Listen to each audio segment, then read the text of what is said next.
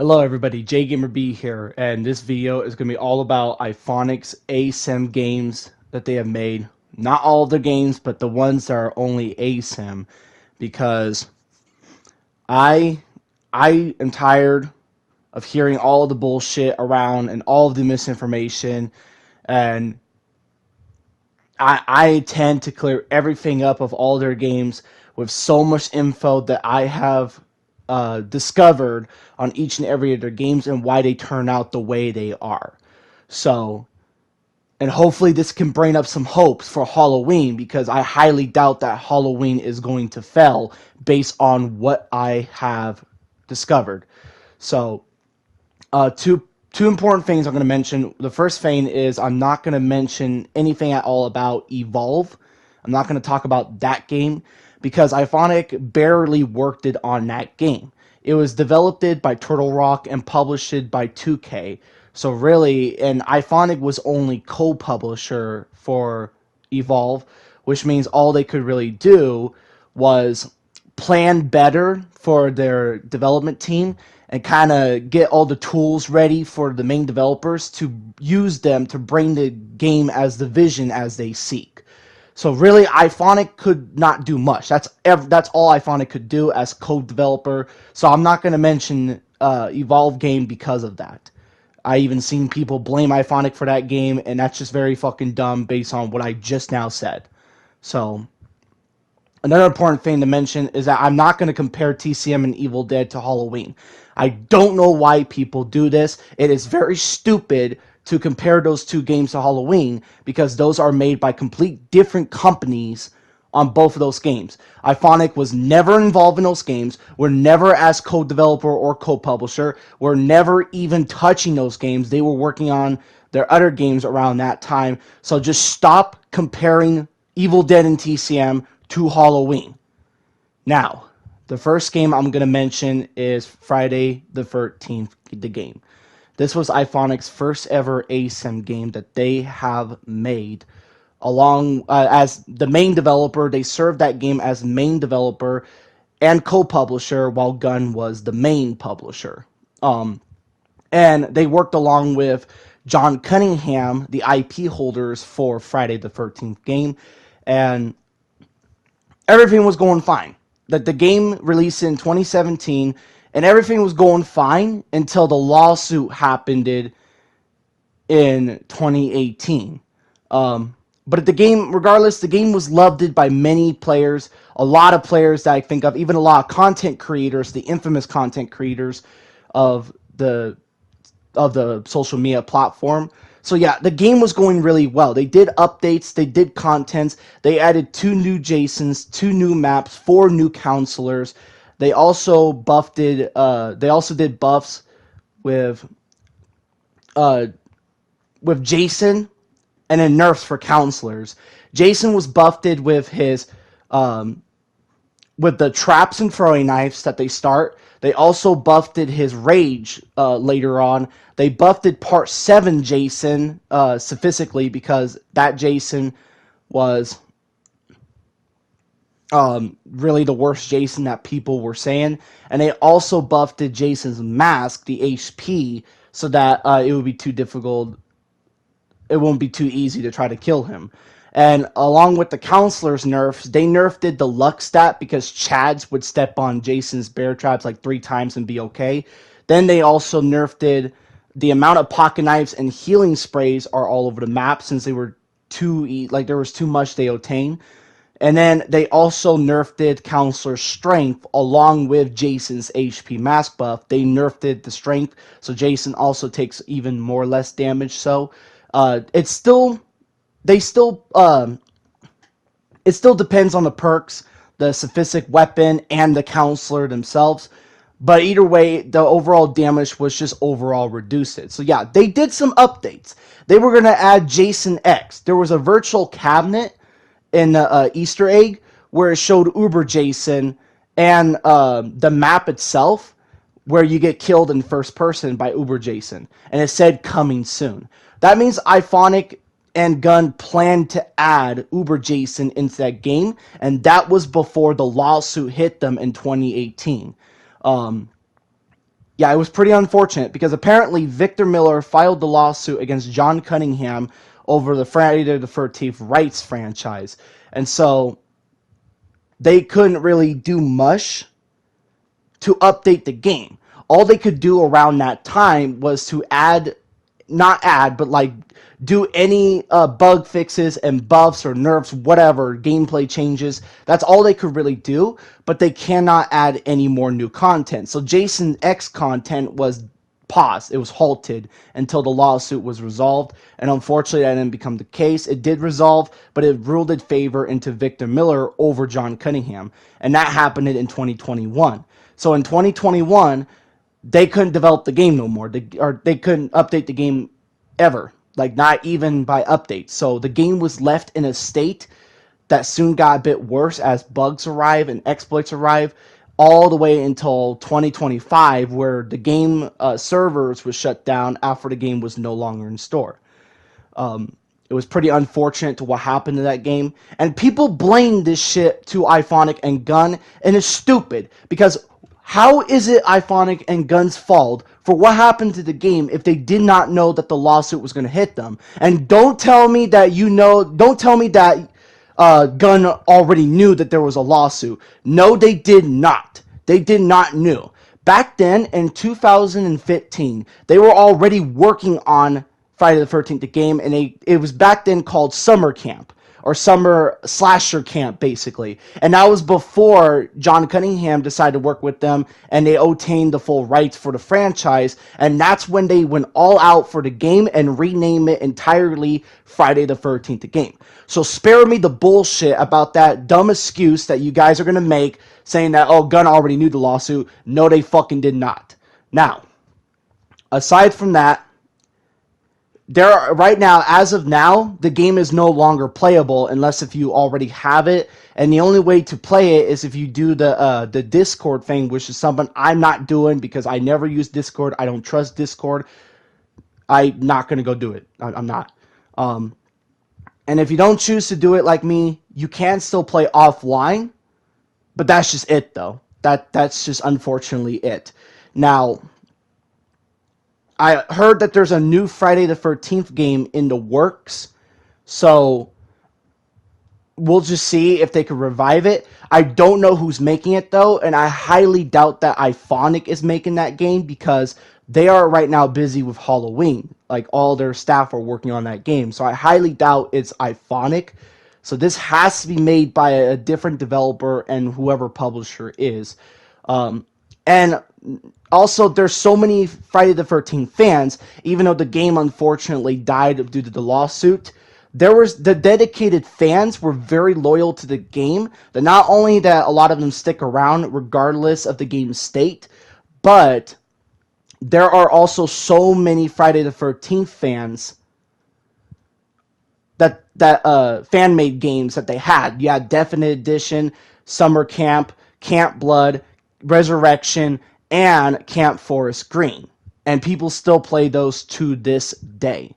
Now, also the most questioned or the most hated comment that I keep getting is if the lawsuit was announced for Friday the 13th the game, why didn't IIfonc release Jason X content right now, right after it was announced, before they couldn't add any more? That's because the content itself wasn't fully finished yet. It wasn't ready to be released yet. There is full proof of this in Definite Edition. The players that played Jason X and the space map in Definite Edition, the map was unbalanced as hell. It was easily exploited by those little machineries that cost the counselors to teleport. It was very abusable. The map was not fully finished yet. They had probably some things that they probably knew was going to happen, and they tried to balance around it. And they unfortunately didn't have the time to do that before the lawsuit hit them hard, and before they couldn't release any new content.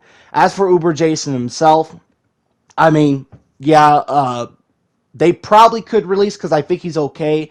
I'm not sure what's wrong with Uber Jason, so that's something they should have done. But I think they wanted to add Uber Jason along with the space map. I think they wanted to make the content both. and I think they tried to rush and hurry it before the lawsuit hit, and they probably didn't have enough time. Now, enough with Friday the 13th, though. The next game that IIfonc made was Predator Hunting Grounds. IIfonc was the main developer, while Sony was the main publisher for Predator Hunting Grounds.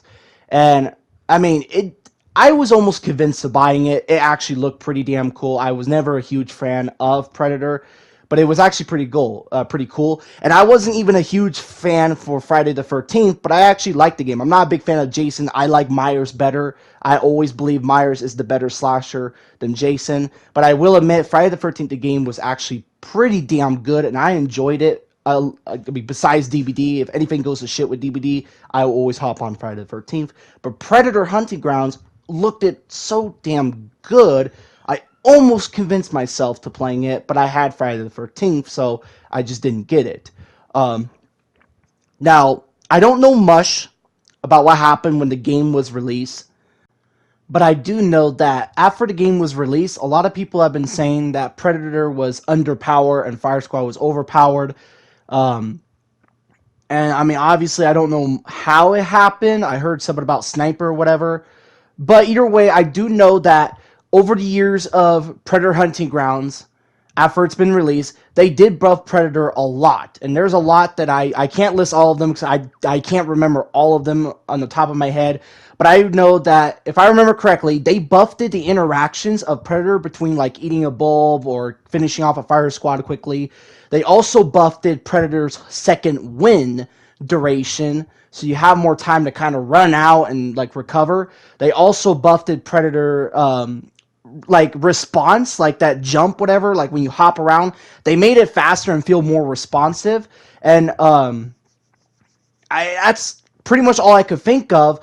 But as of now, Predator recently got an update, like a few weeks ago, 2 or 3 weeks ago. They added the new fodder skin content, but they did more than that. It wasn't just the skin. They also buffed the Predator's meal attack, and they also nerfed the Fire Squad's movement speed while healing.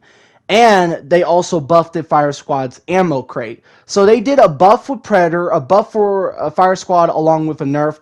And, I mean, with the new Fodder Predator skin, it comes with a new weapon or such. I heard people said it's weak. I don't even know what it's called. And that was a few weeks ago that this happened. So, to this day, the game is like, what, over 6 years old now, and it's still getting updated by IIfonc, and not just the skin, they did the gameplay balances too. I also saw that they did bug fixes, not sufficiently sure which one, but they also did console stability. So it's not just the new Predator skin and balance changes, they did more than that for an already 6-year-old game. That says a lot on how they still support the game. Now, some people also said that all they're doing is releasing Predator content and never Fire Squad. And I mean, I kind of always wondered that, because I do see more than that.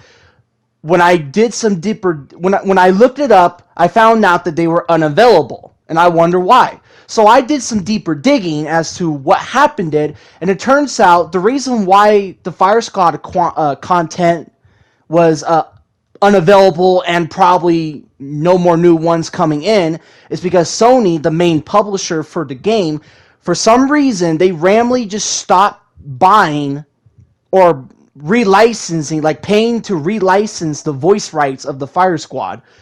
And the IP holders were not happy about this, and they passed the deadline a couple of times, and so the IP holders of of the Predator franchise was going to take the license away from both Sony and IIfonc. And IIfonc did not want this, because they don't want the game to end up the same way Friday the 13th the game did. And so IIfonc decided to throw money in and repaid the license back, and it kind of priced Sony out. Sony dipped afterwards. But on the new license agreement, like, they took over as the main publisher for that game right now, but the licensing agreement of the voice rights for the Fire Squad didn't transfer over to the new agreement. That's why there's no new Fire Squad content, and why it's unavailable. And it probably just be like that. It's probably only going to be for Predator content for now. I don't know. So like, yeah, there was a little bit of licensing problems. Thank God, not as bad as what happened to Friday the 13th. But yeah, that was also unfortunate. If now and people always said that IIfonc don't give a shit about the game. So like for 3 years, this was 3 years after the game was released before this shit happened. So let me tell you this now. If IIfonc didn't really care for a 3-year-old Predator Hunting Grounds game, why would they throw millions of dollars to support as the new main publisher to avoid the game from being taken away just to add new content? And by the way, the new content Predators, as far as I saw the pricing, they're only $5. They're not that crazy like Gun was with TCM. Why would they throw millions of dollars only to put in $5 DLC content on an already low player base type of game? That does not sound greed to me at all. If they were doing that for greed, that would be a bad business decision. Obviously, they would have to be doing it because they don't want to lose the license because they care about the Predator franchise. So, why would they do that? Obviously, they care, in my book. Now, aside from that, Predator to this day, it did got updated a few weeks ago, as I already mentioned. But in the wiki of IIfonc's page, they did also mention that they plan to add test servers in Predator Hunting Grounds. Okay, well that's new. I think what test servers are is I think they're like similar to Dead by Daylight when Dead by Daylight do PTBs or public test builds. Whenever they release a new update, a major update that is, they plan to do that for Predator Hunting Grounds. So any more future content, future updates, whatever, they will do like player test servers, get feedback, and suggest whatever. So it's a similar route that DBD does, but for Predator Hunting Grounds instead. So that's, as of now, that's what they planned. Enough with Predator now. Now we go to Ghostbusters Spirit Unleashed. This is the game I don't know too much about. This is probably the only IIfonc game that I have trouble trying to understand properly. So this is going to be a little tricky for me to try to explain this whole thing. But from what I gathered, for some reason, the game didn't do too well when it first came out. But after its release, a few years or whatever, maybe a month, not too sure, they added 7 free DLCs. Yes, you heard me right. 7 free. I'm not even joking. I honestly do not know why IIfonc did this. 7 free DLCs. So not only that you're paying for a $20 Ghostbusters game, but you get 7 free DLCs, if you wish, of new ghosts, new maps, and possibly new Ghostbusters. Again, I don't know why IIfonc did it. I don't know why they didn't price the DLCs. They just made them free. So that remains a mystery. A side note from that, that's all I pretty much known for Ghostbusters. I didn't hear much about gameplay. I didn't hear anything boring or overpowered. I honestly don't know. But as of now, they confirm that Ghostbusters will unfortunately have no more new content going for the game. Because they said something about how their containment unit is reached its limit. And what containment unit means in the developer's eyes is the fact that when their development studio, or not studio, but their like development tools, whatever, has reached its like full limits, basically. Now, does that mean that they're gonna abandon and leave Ghostbusters? No. Despite the no more new content that they discussed about, they still plan to update the game technician-wise. So basically, similar to like Friday the 13th when the lawsuit hit and it couldn't have no more new content, but within the years before 2021, they could still update Friday the 13th with just gameplay and bug fixes. That's the same thing that's happening to Ghostbusters right now. They intend to keep the service on for as long as they can, probably forever, probably for decades, who knows, and still plan to add bug fixes, and balance changes that may come arise, they said. So, but I think it's more than just the containment unit, because I also wonder, we all know money is a big thing. I already talked about earlier a Predator Hunting Grounds. We all know that money is very important for a company, not out of greed, but to keep a game going, a certain game going, or their studio going. We got to remember, this was around a few months ago, and around the time there was layoffs happening in IIfonc Studio because they were struggling financially between the fact that they made DLC content low priced for $5 for Predator, and the fact that they released 7 free DLCs for Ghostbusters. That's probably no wonder why they're struggling financially. And this was around after Killer Clowns released it, and I'll talk about that game a little later on. Um, Now, I decided to do some math here based on how successful Predator Hunting Grounds was. Predator Hunting Grounds, when it first came out in April 2020, it peaked 580,000 players into the game. Now, you take that number and multiply that by $20 per each player that bought the game, they almost made $12 million out of Predator Hunting Grounds. Probably a little bit more than that, since if we count DLCs. Now, did they throw money in for Ghostbusters? Yes, I actually found a study that said that they throw in $10 million into Ghostbusters. So they took the $10 million out of the Predator Hunting Grounds budget, and they put it in Ghostbusters while they were working on that game. Which means they have almost $12 million left for their studios, for their people, their employees and such. And they probably throw money a little bit for Killer Clowns. I'm not too sure. But yeah, because Ghostbusters didn't peak that much players. They almost made $380,000 out of that game, not $12 million like what Predator did. So Predator was a huge success, but not so much for Ghostbusters. And keep in mind, Ghostbusters was developed and published by IIfonc, the same exact thing that Halloween is being developed and published. So now, what really happened with Ghostbusters, that I don't know much after release. All I know is that they released 7 free DLCs. For some reason, the player count didn't reach the good limit, and the fact that there's now no more new DLC content, but they still plan to keep the game running and updating whatever. If there's any broken bugs or any exploits of one side or another, they plan to do something like that. So don't worry, Ghostbusters fans. Even though there's no more new content, they still plan to keep the game going. That means the game is not going to suffer the same fate as Friday the 13th the game did. So that's relieving to hear. Now we get into the really muddy territory. Killer Clowns from Outer Space. Now, I've already talked about this twice, maybe more than that, honestly, in my videos. So I'm going to say it again, and I'm going to say it for the last time. This game was not really IIfonc's game to begin with until midway.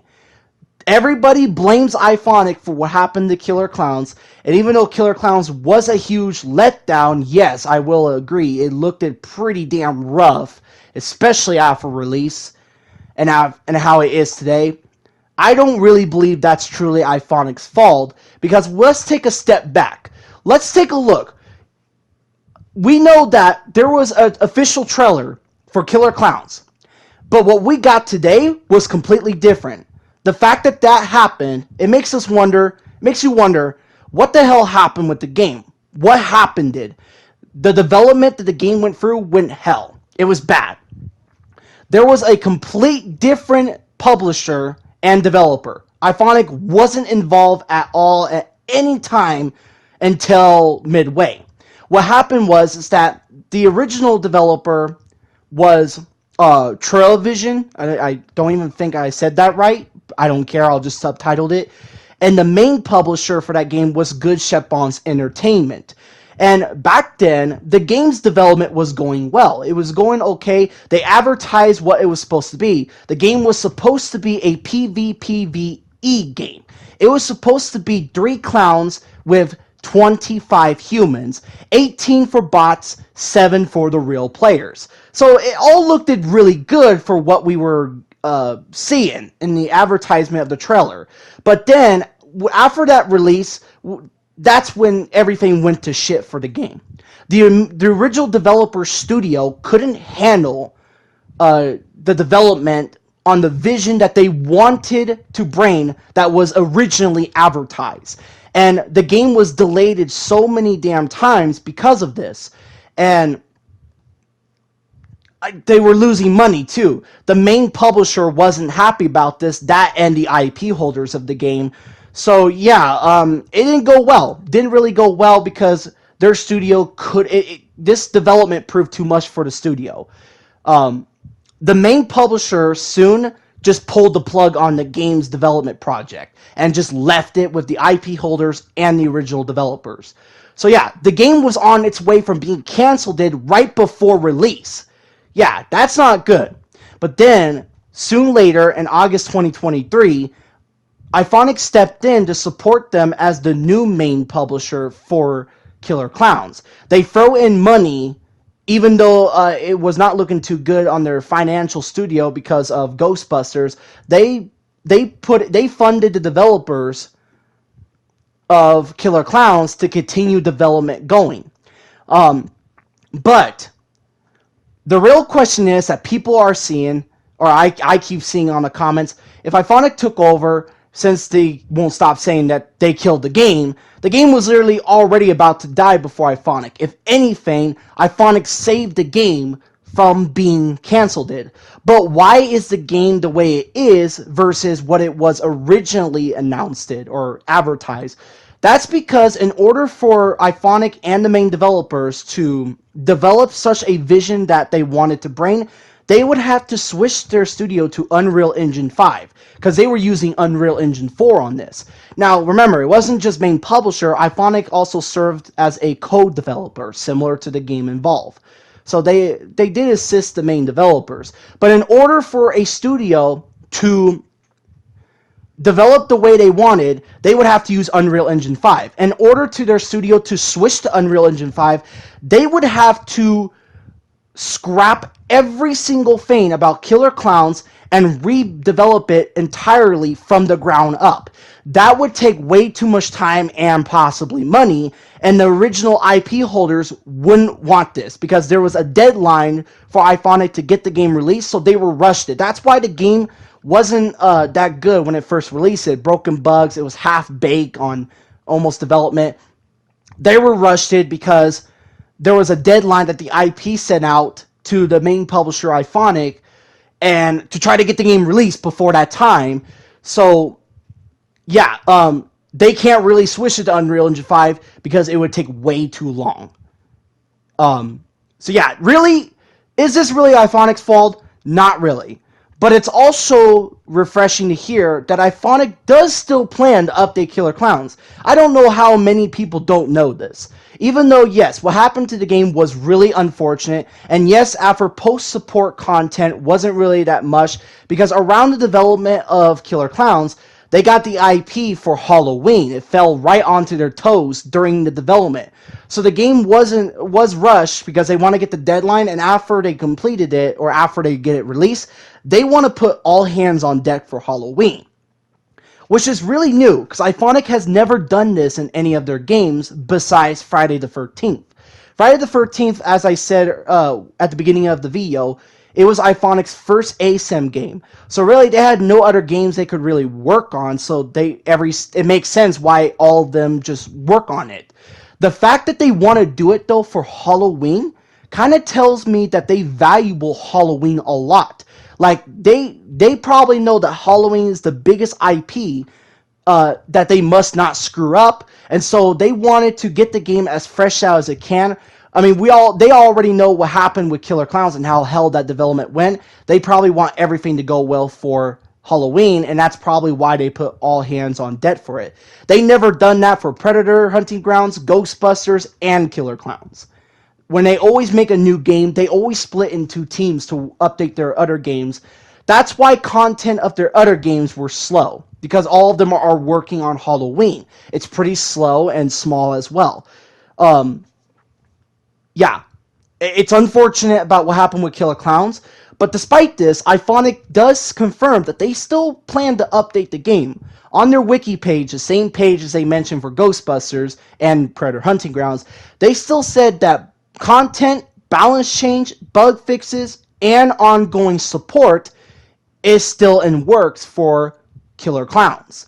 So the fact that they still want to do that also says a lot. Even though most of the time they were being released with skins and that's it, they still want to add more than that in the future. We don't know when. I kind of wish they would tell us when they plan to do that, but it's also refreshing to hear. What was I going to say now? I had something in my mind. Oh, the main original developers, Trial Vision, again, I don't even think I said that right. I don't know. I haven't heard a single damn thing about them if they still plan to update Killer Clowns. Unlike IIfonc that puts out on the wiki that they still plan to update Killer Clowns. Trial Vision, right now, I heard they're working on like Fortnite with Epic Games or whatever. I have not heard shit from them at all about them wanting to support Killer Clowns. All I heard is IIfonc is going to be doing that. So that's also suspiciously weird on how they prefer not to mention anything about Killer Clowns other than the fact that at its release, bam, go play our game or whatever. So that's I don't know. I just find it weird. And it kind of makes me not want to trust Trial Vision. This is another reason why I trust IIfonc with the Halloween game. Now, enough with Killer Clowns. We finally get to Halloween. The upcoming Halloween game that's coming out on September 8th this year of 2026. Now, let's keep in mind, this game is not Gun's game. I keep seeing this all over the internet saying that Gun's making the game or being the main publisher and all that shit. That is not true. IIfonc said themselves on the Twitter that Gun is not making the game at all. The game is fully going to reflect for IIfonc developers themselves because the game is being developed and published for Halloween. Gun, even though involved for the Halloween game, has very little power and say from the game. They're only serving as co-publisher, which means all they could really do is advertise, do marketing, some funding, basically assist the main publisher, IIfonc, and that's pretty much just it. They have no power to develop anything without IIfonc's decision. They have no power to pull the plug like they did with TCM. They cannot do any of that. They don't have that much say. And I hear some people saying that, oh, well, since they're funding the game, with all the money that Gun's putting into Halloween, if they pull funding from IIfonc, the game will die. And that's not true, because IIfonc, as a main publisher, they have control over financial decisions for the game. So what's happening right now is that Gun is putting money to the game, which goes straight to IIfonc first before the game, and IIfonc decides to hold that money and use it for whatever they pleased. So yeah, they cannot do shit about it. But we got to remember, the last time Gun and IIfonc worked together was Friday the 13th. I've also seen some people, and even someone made a YouTube video about how Gun's involvement is more than we know. He mentions, why did IIfonc let Gun join the Halloween project as co-publisher? And there's no real answer as to why they did. But I have a theory, and this theory I have may not be true, but I believe it's how it is. I believe the reason why IIfonc let Gun join in the game as a co-publisher, I think it's because the last time they worked together was on Friday the 13th. And that game turned out very damn good, and it turned out a masterpiece of a game they made before the lawsuit fucked everything up. So they probably think that since the last time they worked together went really well for Friday, they believe that maybe Halloween will be the same thing. By them working together, Halloween would be really good, if not just as good or better than Friday the 13th. That's probably one reason. The next reason as to why I think they put them as co-publisher is when the last time they did work together, IIfonc served it Gun as a co-publisher and funded Gun as main publisher back in Friday the 13th, the game. So I believe that IIfonc wants Gun to do the same thing for them and that's probably why they put them as main or co-publisher. There's no full proof as to why, and there's no full proof of what I just said. This is just my theory. There's no real answer, but I believe that's why they let Gunn join in as co-publisher. We also got to not forget that Gunn joined in way later in the game's development. This Halloween was being developed by IIfonc along with John Carpenter and the other IP holder, two of the IP holders of the game, over a year later before Gunn even joined in. So yeah, that's another reason why Gunn does not have much of a say in Halloween as people think they do. Now, I've also seen some people, and even one guy who works at a movie production, saying that, no, John Carpenter is not the IP holder for Halloween, the game. That is bullshit. That is not true. The reason, there's a reason. He believes I'm talking about Halloween 2018 game, or not game, movie. And that's not what I was specifically talking about. Halloween 2018, Kills and Ends, they were all owned by basically Blumhouse. Not really John Carpenter, but John Carpenter did play a role in there as the music producer. But the reason why the Halloween game is John Carpenter's IP holder there, the reason why John Carpenter is the IP holder of the Halloween game is because the Halloween game is set to, or developed it to focus on the 1978 films of the original Halloween movie, and that was made by John Carpenter. John Carpenter played it a huge role. He owns both Halloween 1, 2, and even 3. He owns the first 3 movies as the IP holder. The rest of the ones, like Return of Michael Myers all the way to Halloween Kills, or Ends, he didn't really own those. But the other IP holder owns pretty much all of the films. So we have that there. Because both of these IP holders are working closely together with IIfonc, this also should have no lawsuits. Since they're working together, there should be no lawsuits like what happened with Friday the 13th.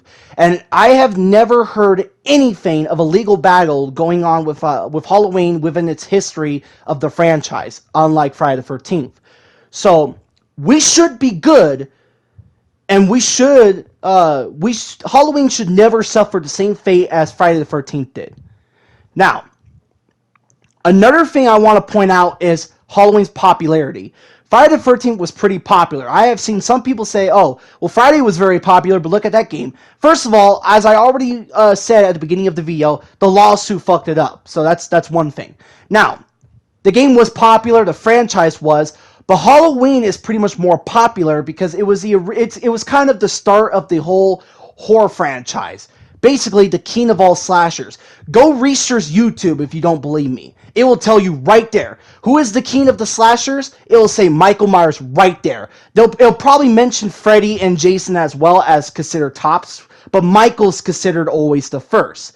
Now, another proof of this is when we take a look at the money budget of the movies, of the franchises, the top 10 horror genre. Friday the 13th movies were never in any of the top 10, nowhere near. The only Jason movie that made it to top 10 was Freddy vs. Jason, but that could mainly because Freddy was in that movie and not really Jason.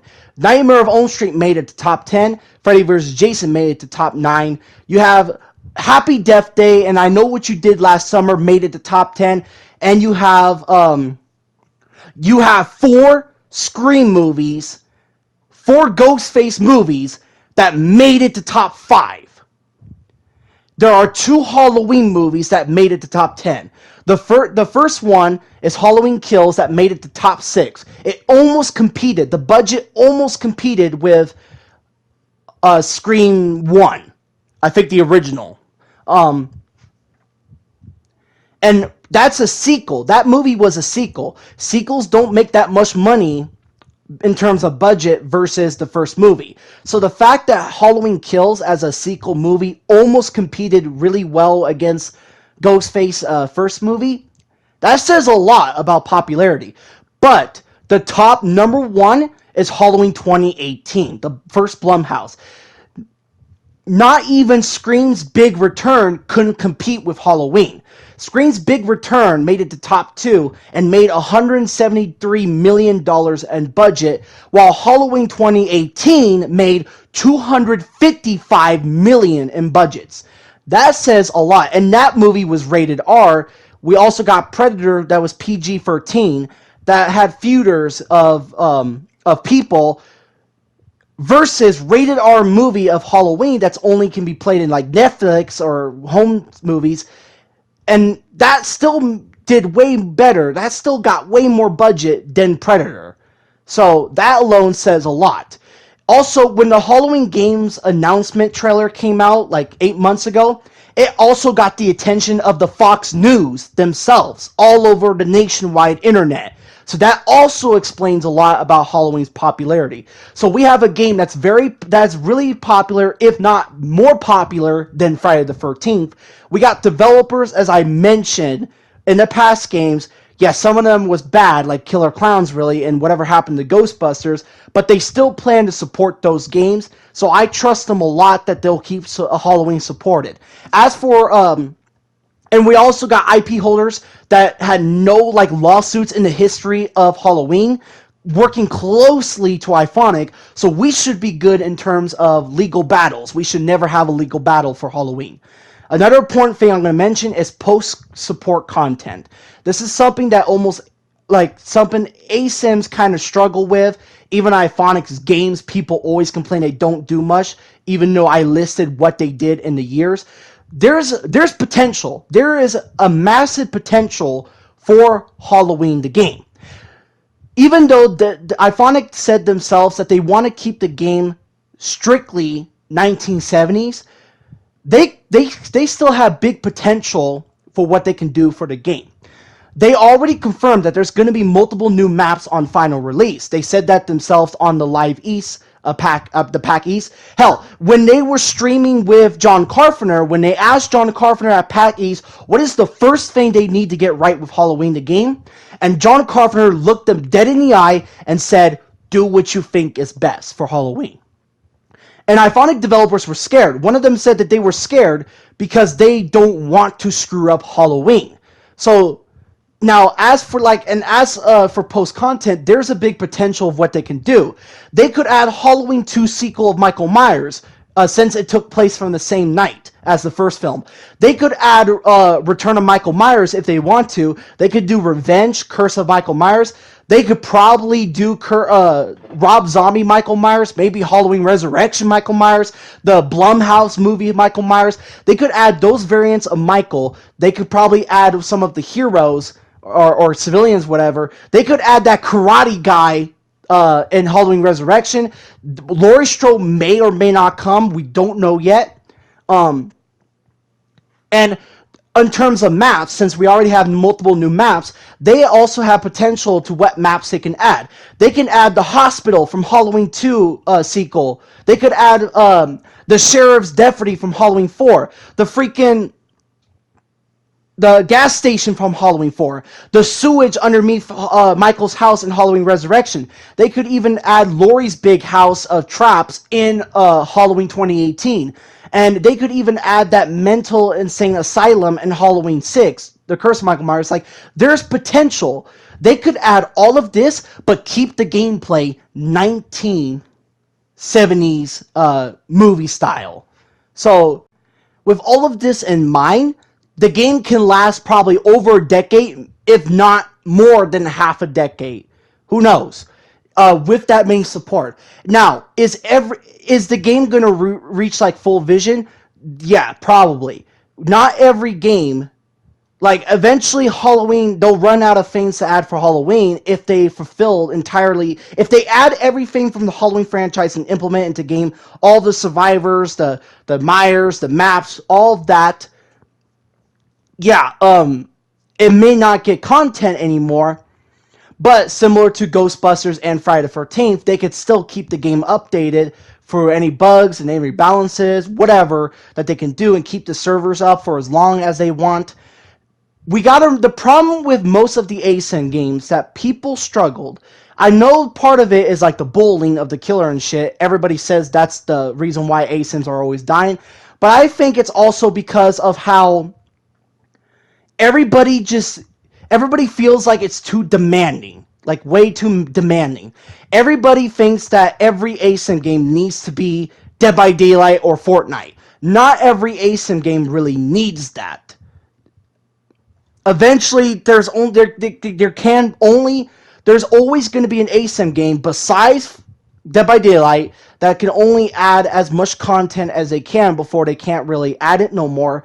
But they can keep the game running like IIfonc will do for Ghostbusters. Keep the servers alive, keep the updates going through. If there's any exploits, any bug fixes, patch that.